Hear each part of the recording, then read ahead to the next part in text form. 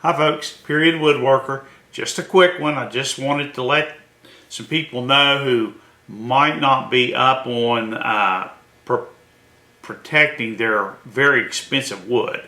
So this is just something that I've always done. Every now and then when you have to order a piece of lumber from a supplier, you get the lumber, it comes in and it looks beautiful. I've got two pieces of holly here that were very expensive. Anyone that's ever ordered holly knows how expensive this wood is. But a thing about holly, they have to dry holly right away, usually within a day or so of cutting it, or else blue stain will get into it and it'll be ruined. So I've done a lot of work with holly. I needed to make some little bowls or vessels for sushi trays that I'm making, and I was all out of, I have some 2-inch thick holly, but I didn't need to use those because these are just little 2-inch shallow bowls. So I ordered this holly and I picked it up from a supplier that I have used pretty regularly, Rare Woods USA. I'm not supported by them or anything like that, but they have some wood, the nice lumber when you need it.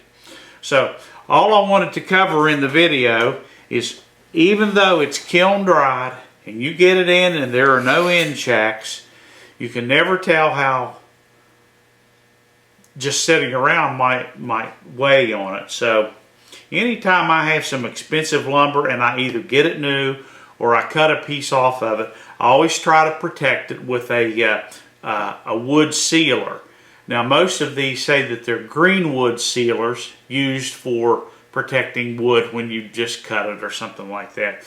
But I consider this wood valuable enough to try to do everything I can to protect it. So there's a dozen people make this stuff and sell it. This is just an old bottle that I've had around for years, and all I do is, I think this stuff is basically a wax base. You don't need very much, so I just use some little cups and pour some in it. I use a disposable brush because once you've used a brush, it's not good for anything. Now in my wood turning area, or when I cut bowls for wood turning, I have a great big brush, but I've used it for years and I just keep it in store. But for a little piece of wood like this, all you do is you get that stuff, you paint it on the end grain,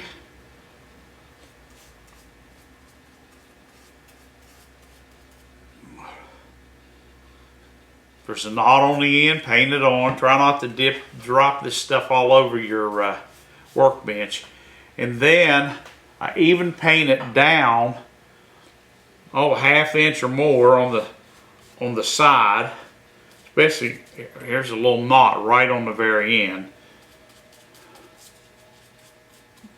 Any of you who would say, that holly is got knots in it, why did you buy that stuff? Well, if you've never bought holly, you wouldn't know, but this really is a pretty nice piece of holly. It's hard to find any holly anymore without some defects in it, and you just have to try to work around it. So that's all I do, is I cover partially around the wood, all the way around and on the end grains, and I'll do this on both sides. So I'm not going to sit here and bore you with me doing 4 ends of these 2 little boards that I bought, but I just wanted to point that out to someone who might not know that that's a good thing to do. So thanks for stopping by. Period Woodworker here. Goodbye.